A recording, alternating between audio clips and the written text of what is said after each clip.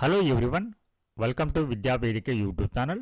So ಇವತ್ತು ನಾವು current ಅಫೇರ್ಸ್ನಲ್ಲಿ ಒಂದು ಮಹತ್ವದ ವಿದ್ಯಮಾನದ ಕುರಿತು ಚರ್ಚೆಯನ್ನು ಮಾಡಲಿದ್ದೇವೆ.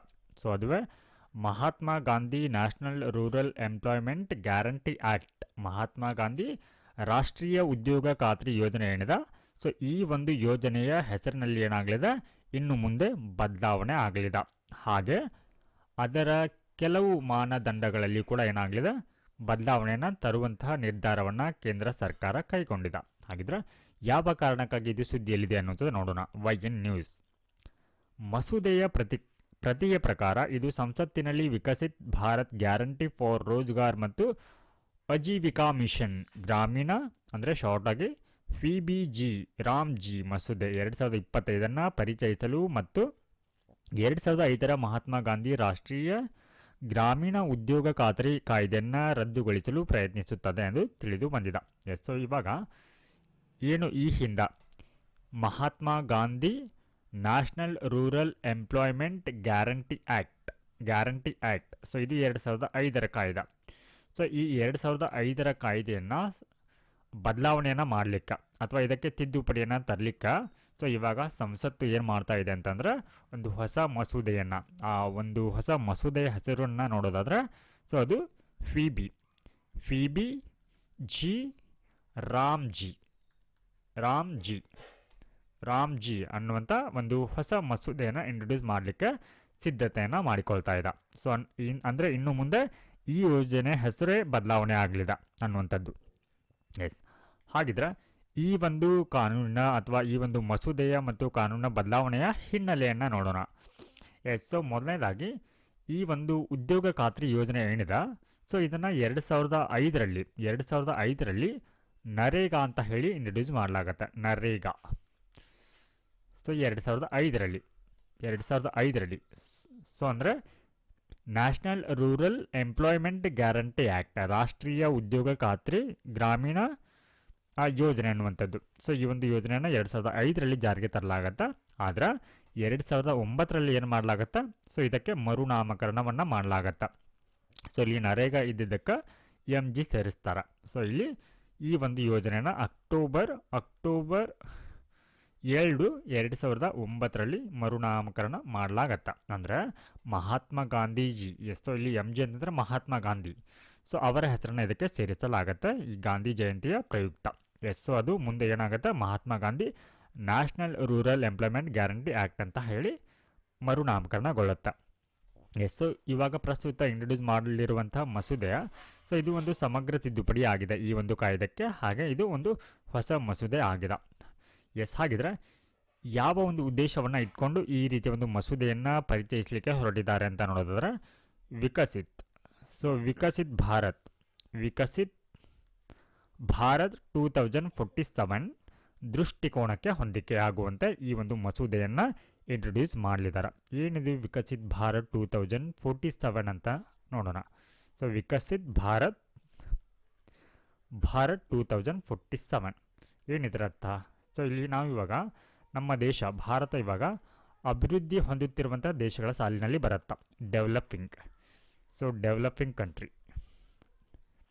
ಸೊ ಇಲ್ಲಿ ಒಂದು ಮಹತ್ವಾಕಾಂಕ್ಷೆ ಇದೆ ಭಾರತಕ್ಕೆ, ಅಂದರೆ ಒಂದು ಪ್ರತಿಜ್ಞೆಯನ್ನು ಮಾಡಿದ್ದಾರೆ. ಏನಂತಂದರೆ ಬೈ 2047 ವೇಳೆಗೆ ಭಾರತವನ್ನು ಅಭಿವೃದ್ಧಿ ಹೊಂದಿದ ಡೆವಲಪ್ಡ್ ನೇಷನ್ ಆಗಿ ಪರಿವರ್ತಿಸುವಂಥ ಒಂದು ಮಹತ್ವಾಕಾಂಕ್ಷೆಯನ್ನು ಇಟ್ಕೊಂಡಿದ್ದಾರೆ. ಅದಕ್ಕೆ ಏನಂತ ಕರೆಯಲಾಗುತ್ತೆ, ವಿಕಸಿತ್ ಭಾರತ್ 2047. ಅಂದರೆ ಭಾರತ ಇಲ್ಲಿ ಯಾವ ಮಾರ್ಗದಲ್ಲಿ ಹೋದರೆ ಡೆವಲಪ್ಡ್ ನೇಷನ್ ಆಗತ್ತೆ ಅನ್ನುವಂಥ ಒಂದು ದೃಷ್ಟಿಕೋನಕ್ಕೆ ಹೊಂದಿಕೆಯಾಗುವಂತೆ ಈ ಒಂದು ಹೊಸ ಮಸೂದೆನ ಇಂಟ್ರೊಡ್ಯೂಸ್ ಮಾಡಲಿಕ್ಕೆ ಹೊರಟಿದ್ದಾರೆ. ಸೊ ಈ ಒಂದು ಮಸೂದೆ ಏನಿವಾಗ ಪ್ರಸ್ತುತ ನಡೀತಾ ಇರುವಂಥ ಚಳಿಗಾಲದ ಅಧಿವೇಶನ ಏನಿದೆ ಇದರಲ್ಲಿ ಮಂಡನೆ ಆಗುವಂಥ ಸಾಧ್ಯತೆ ಇದೆ ಅಂತ ಹೇಳಲಾಗ್ತಾ ಇದೆ. ಸೊ ಇಲ್ಲಿ ಯಾವ ರೀತಿ ಯೋಜನೆಯ ಈ ಒಂದು ಮರುನಾಮಕರಣ ಆಗ್ತಾ ಬಂದಿತ್ತು ಅನ್ನೋಂಥದ್ದು ನೋಡೋಣ. ಸೊ ಇಲ್ಲಿ ಮೊದಲನೇದಾಗಿ Mahatma Gandhi national rural employment guarantee act ಏನಿದೆ ಅಥವಾ ಮನ್ರೇಗಾ ಅಂತ ಕರೆಯಲಾಗತ್ತೆ, MG ನರೇಗಾ ಅಂತ ಹೇಳಿ ಕರೆಯಲಾಗತ್ತೆ.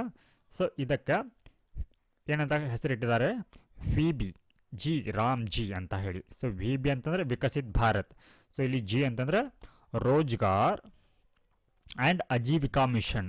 ಸೊ ಇದು G ಮೀನ್ಸ್ ಗ್ರಾಮೀಣ ಅಂತ ಹೇಳಿ.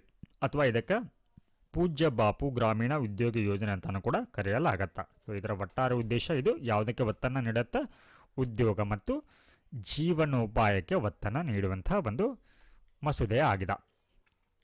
ಎಸ್, ಹಾಗೆ ಕಾರ್ಯ ದಿನಗಳ ಒಂದು ಗ್ಯಾರಂಟಿ ಅಂದರೆ ವರ್ಕಿಂಗ್ ಡೇ.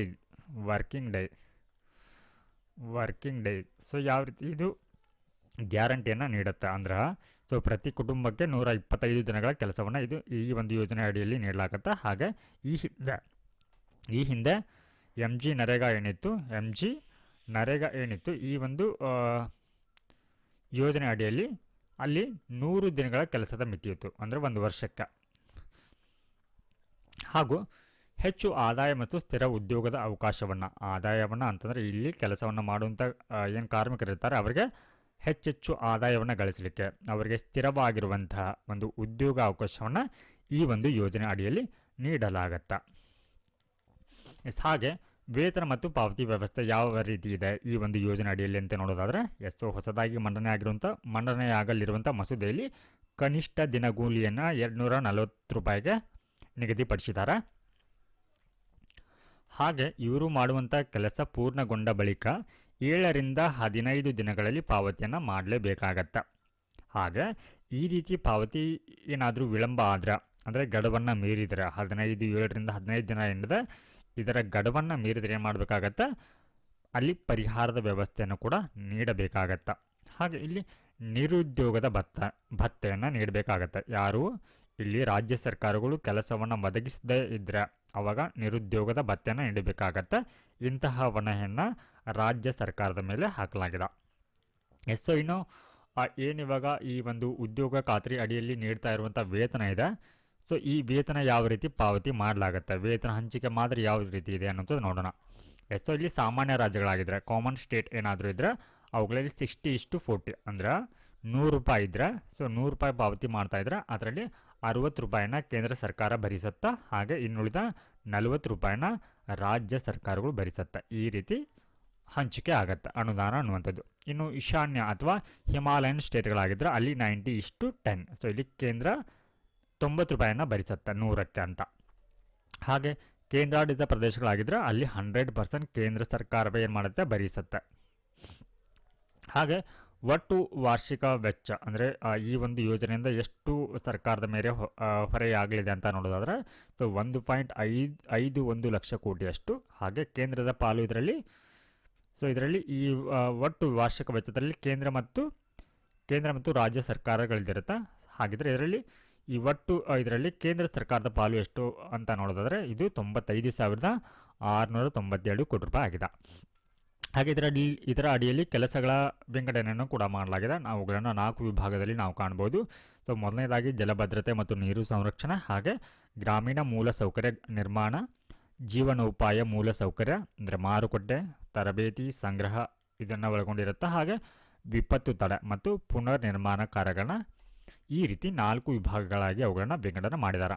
ಹಾಗೆ ಇನ್ನು ಆಡಳಿತಾತ್ಮಕ ವ್ಯವಸ್ಥೆಗೆ ಸಂಬಂಧಪಟ್ಟಂತೆ ಇಲ್ಲಿ ರಾಷ್ಟ್ರೀಯ ಮಟ್ಟದ ಸಂಚಲನಾ ಸಮಿತಿಗಳಾಗಿರ್ಬೋದು, ರಾಜ್ಯ ಮಟ್ಟದ ಸಂಚಲನಾ ಸಮಿತಿ, ಕೇಂದ್ರ ಗ್ರಾಮೀಣ ಉದ್ಯೋಗ ಖಾತ್ರಿ ಮಂಡಳಿ, ಹಾಗೆ ರಾಜ್ಯ ಗ್ರಾಮೀಣ ಉದ್ಯೋಗ ಖಾತ್ರಿ ಮಂಡಳಿಗಳನ್ನ ಇಲ್ಲಿ ಸ್ಥಾಪನೆ ಮಾಡಲಾಗತ್ತೆ.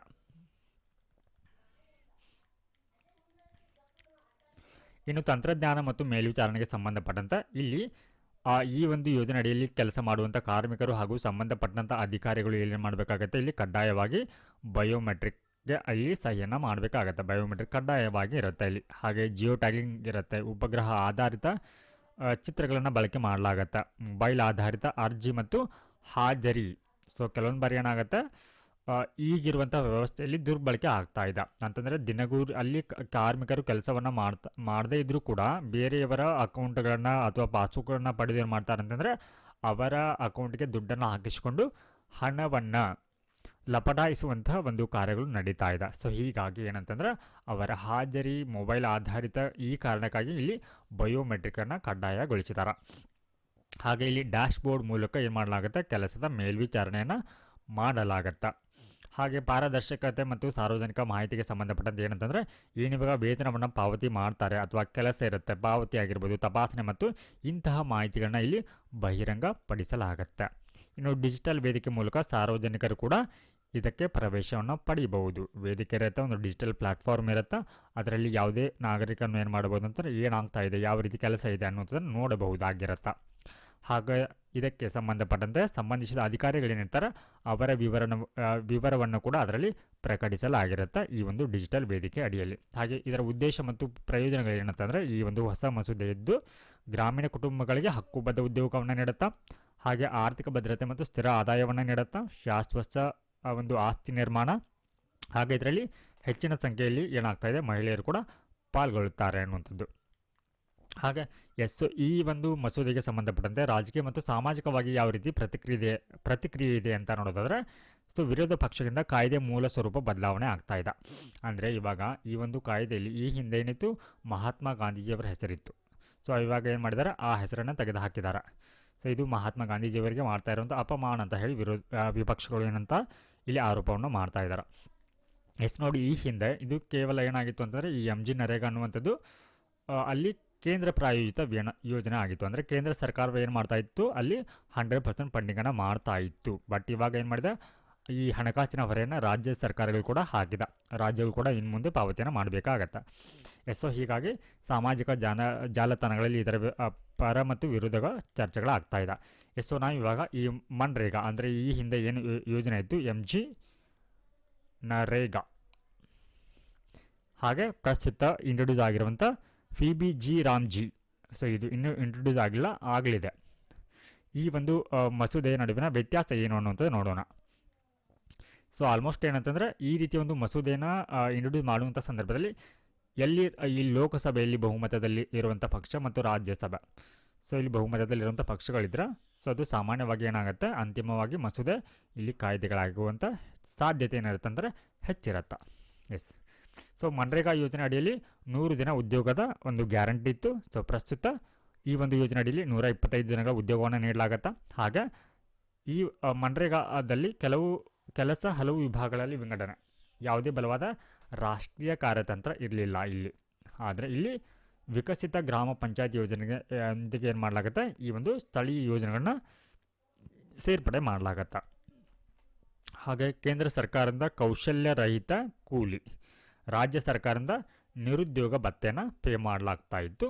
ಆದರೆ ಇಲ್ಲಿ ಬಹುತೇಕ ರಾಜ್ಯಗಳಿಂದ ಏನು ಮಾಡಲಾಗ್ತಾ ಇದೆ, 60:40 ಅನುಪಾತದಲ್ಲಿ ಕೂಲಿಯನ್ನು ಹಂಚಿಕೆ ಮಾಡಲಾಗತ್ತೆ. ಹಾಗೆ ವಿಶೇಷ ವಲಯಗಳಲ್ಲಿ ಇಲ್ಲಿ ಏನು ಮಾಡಲಾಗುತ್ತೆ ಅಂದರೆ ಹಿಮಾಲಯನ್ ಸ್ಟೇಟ್ ಮತ್ತು ಈಶಾನ್ಯ ರಾಜ್ಯಗಳಲ್ಲಿ 90:10 ಅನುಪಾತದಲ್ಲಿ ಇವುಗಳನ್ನು ಬಳಕೆ ಮಾಡಲಾಗತ್ತೆ. ಹಾಗೆ ಇಲ್ಲಿ ಯಾವುದೇ ಶಾಸನಬದ್ಧ ವಿರಾಮದ ಅವಧಿ ಇರೋದಿಲ್ಲ. ಆದರೆ ಇಲ್ಲಿ ಕೆಲಸ ಇಲ್ಲದಿದ್ದಾಗ ವರ್ಷದಲ್ಲಿ 60 ದಿನಗಳವರೆಗೆ ವಿರಾಮ ನೀಡಲು ರಾಜ್ಯಗಳಲ್ಲಿ ಅವಕಾಶವನ್ನು ನೀಡಲಾಗತ್ತೆ. ಹಾಗೆ ಇಲ್ಲಿ ನಿಗದಿತ ಅವಧಿಯಲ್ಲಿ ಕೂಲಿ ಪಾವತಿಯನ್ನು ಮಾಡಬೇಕಂತ ಹೇಳುತ್ತೆ. ಆದರೆ ಇಲ್ಲಿ ವೇತನವನ್ನು ವಾರಕ್ಕೊಮ್ಮೆ ಹಾಗೆ ಪ್ರತಿ 15 ದಿನಗಳಿಗೊಮ್ಮೆಗೆ ಪಾವತಿಸಬೇಕು ಅನ್ನೋದನ್ನು ಹೇಳುತ್ತೆ. ಹಾಗೆ ಇಲ್ಲಿ ಗ್ರಾಮ ಪಂಚಾಯತಿ ಯೋಜನೆ ಅನ್ನುವಂಥದ್ದು ಇಲ್ಲಿ ಕೇಂದ್ರೀಕೃತವಾಗಿತ್ತು. ಆದರೆ ಇಲ್ಲಿ ಮೂಲ ಸೌಕರ್ಯ ಯೋಜನೆ ಮತ್ತು ಸಂಯೋಜಿತ ಸಾಂಸ್ಥಿಕ ಸಂಗಮವಾಗಿ ಇದು ಕಂಡುಬರುತ್ತೆ. ಸ್ನೇಹಿತರೆ, ಇದಾಗಿತ್ತು ಇವತ್ತಿನ ಕರೆಂಟ್ ಅಫೇರ್ಸ್ನ ಒಂದು ಮಹತ್ವದ ವಿದ್ಯಮಾನದ ಕುರಿತು ಚರ್ಚೆ. ಈ ಒಂದು ವಿಡಿಯೋ ನಿಮಗೆ ಇಷ್ಟ ಆಗಿದ್ರೆ ದಯವಿಟ್ಟು ಈ ಒಂದು ವಿಡಿಯೋಗೆ ತಪ್ಪದೆ ಲೈಕ್ ಮಾಡಿ. ಮುಂದಿನ ಒಂದು ವಿಡಿಯೋದಲ್ಲಿ ಮತ್ತೆ ಸಿಗೋಣ. ನಮಸ್ಕಾರ.